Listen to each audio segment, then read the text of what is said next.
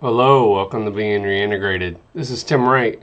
I'm smiling because I tried to do this presentation while I was so sick, and I'm glad I didn't release that. So, I did display patience.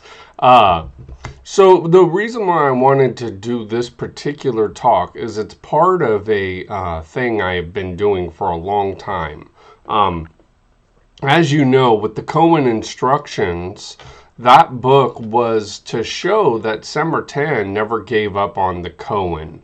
Um, in the introduction of the Red Book, the unknown emulator, who was the anonymous translator, said that this was done in when Samartan was 25.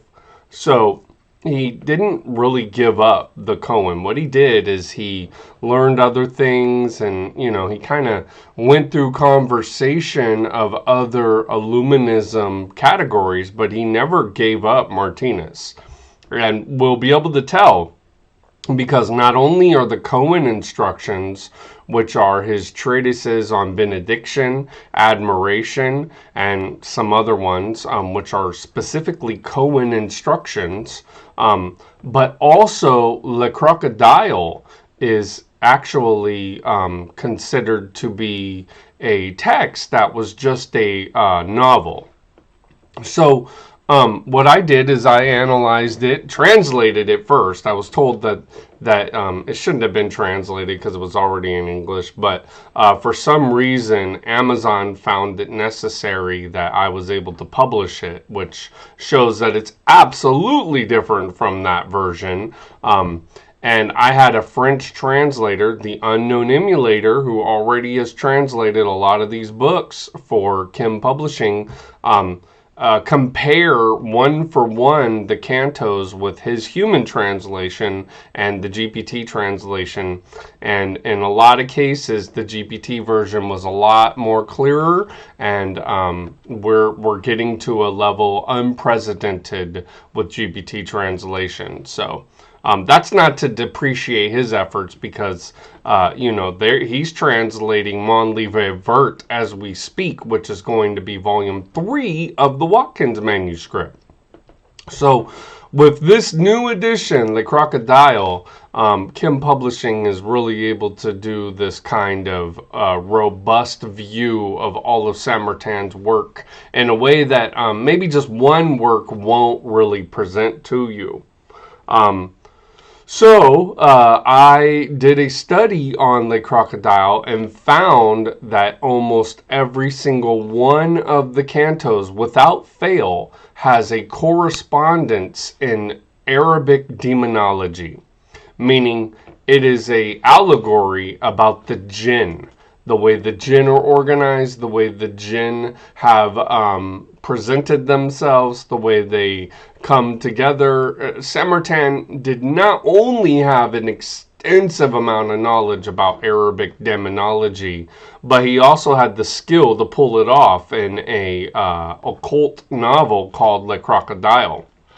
So the first giveaway is that when stars fall, as the jinn are taking their, kind of fall and prevarication, they turn into crocodiles. This is a very common motif. So this is something that has been happening since the beginning of time.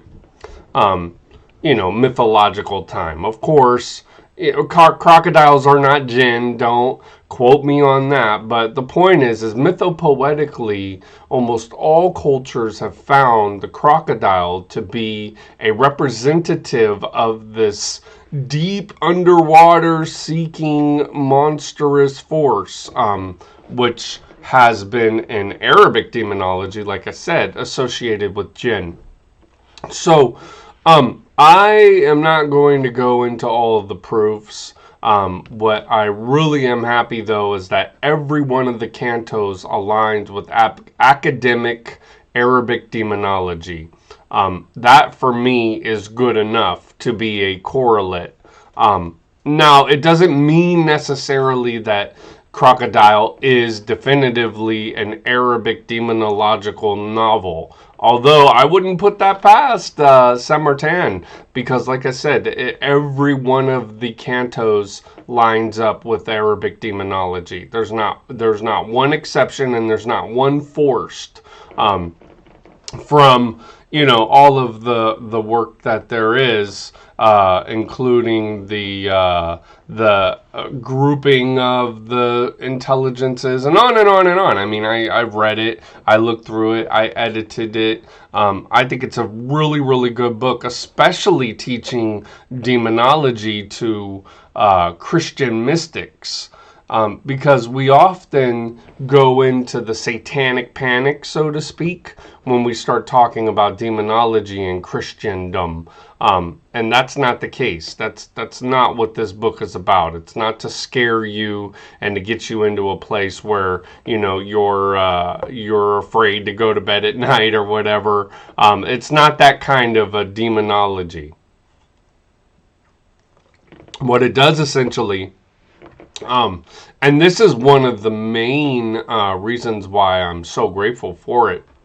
If you know of the rites of the Elukoan, then when you read something like The Crocodile, you can start to see in the book itself some of these foundations for the rite of the Elukoan. One of the major ones is what are called the Black Band teachings.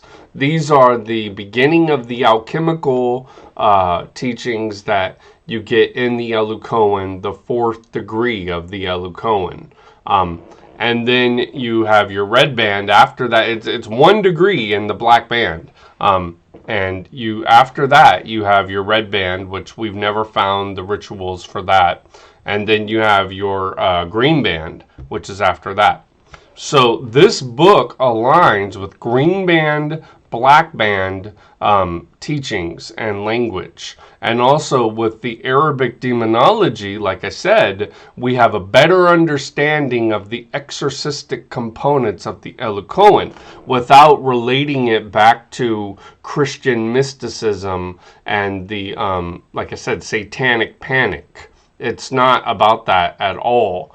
As a matter of fact, it goes deeper into a kind of theosophy of the demonology than you will with just a ritual or some kind of prayer cycle. This book is very, very profound. And, I have proofs, but I'm not here to try to prove to everybody. I'm here to try to help those who are interested in the topic pick up the book and research themselves and have a place to research. So one of the main things that is missing from Koan language, which I found in the Society of Martinez de Pasquale and have available now. I might make this available in the commentary of the Crocodile, since I am doing a black band Crocodile comparison, is the Catechism of Moliner. The Knight Moliner did an amazing Elukoan alchemical 1-for-1 catechism. And I have translated that. It has all kinds of special language in it. So what it does is it relates the catechumenical language of the Elukoan back to alchemical terms. That's one of the things. The other thing, like I said, is I marked it up against the black band ritual. And then the other thing is there's some hidden commentary which I'm giving to the Inner Order about how it aligns with the entire work of the Elukoans' exorcisms as a whole. But that's not something that the public needs. That's not something that anybody other than those working through the green band and are doing the actual work would need to know. So I'm reserving that commentary, but that is available as well. So when I talk about the Sufi demonology of the Crocodile book, it's not just a one-off kind of speculative thing. It's backed up by all of these other areas. So it's easy to say that that it's demonology, but it's harder to prove it through Cohen's actual materials. So there is a way to prove all of it. Now, I don't know who is also following this stuff. Like, we've never found the 2400s actual use. I mean, the best we have in the Society of Martinez de Pasquale is to take each name and trace it back, kind of like the dictionary of demonology, demons, deities, and I think it's something else. But it's a dictionary that Brill put out about, it's called the DDD, I think, the Dictionary of Demons and Demonology and all that stuff. So, and deities. And so that is something that none of the 2400 names are found in, as well with the very popular work by Jake Stratton Kent. None of the names are there too. So I found a very interesting way to look at it. Now, we've been told that in French, Giles Pape traced it back to the Agrippan language and letters. I don't believe that. That's not what it looks like to me. But that's not where I rest when it comes to the 2400. I worked with P.D. Newman, the scholar P.D. Newman, and we discovered that pretty much what Martinez was doing was redeeming the fallen spirits that were part of the demonological registers at that time. We went through it. I did an essay, a little bit of a, musing on the topic, and I also did an analysis of every one of the classes, of every one of the names in the 2400, and found that, ironically, the most dangerous names are not the most prolific in the prolific in the 2400. That, as a matter of fact, the 2400 in and of itself, to be a register of demons, is actually a register of positive spirits. And so that was one of the things that that I think the tradition had messed up a little bit, is that those names pretty much represent positive forces to be invoked during the ordination portions of the ritual, and it's not necessarily these demons. So that's one thing that had to be clarified. And then the next is, what is Cohen demonology? And that's a fun topic to get into. And I think the Crocodile does the best. Of course, we have the Treatise of Communications from actually Autorive. I found out through Gerard Gendet that the Treatise of Communications was attributed to Autorive, which blew my mind. But also, we have the Crocodile as well, as a actual demonological treatise from Saint Martin in 1799. So this goes also with the comment that Saint Martin abandoned all the ceremonial magic because he only wanted the inner way. That's not true at all.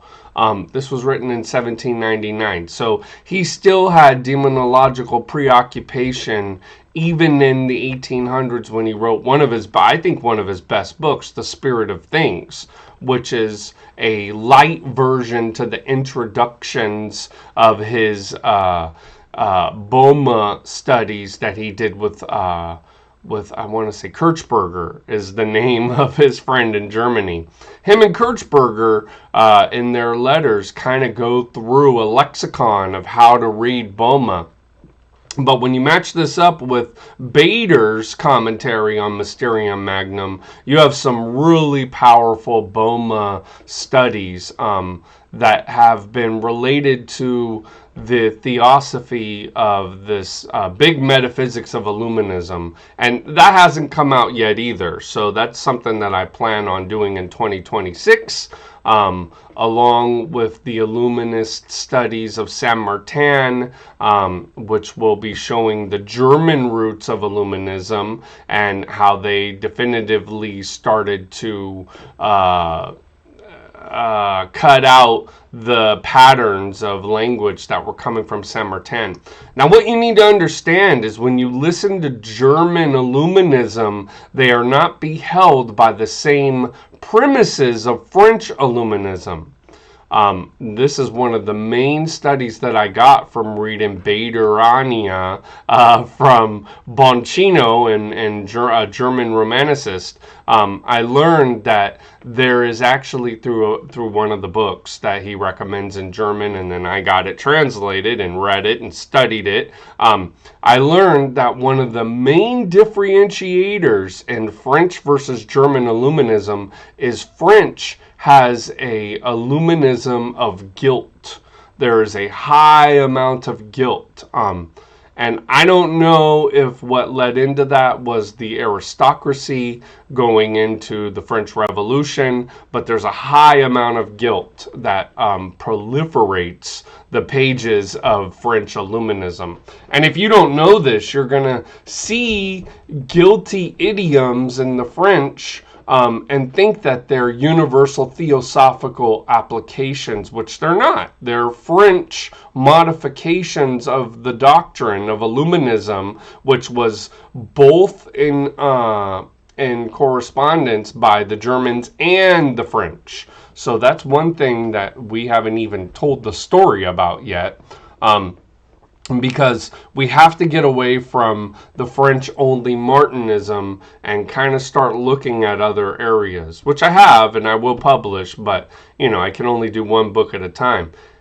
Moving backwards, though, back to the crocodile, we're looking at a Sufi Arabic demonological presentation by Saint Martin in its possible ramifications. I won't say that it was written with that in mind, but it was definitely compatible when analyzed. So I'm very happy to release the crocodile. I'm very happy to have these additional comments on the book, and stay tuned for volume 2 of the commentary, which will probably be Cohen Demonology.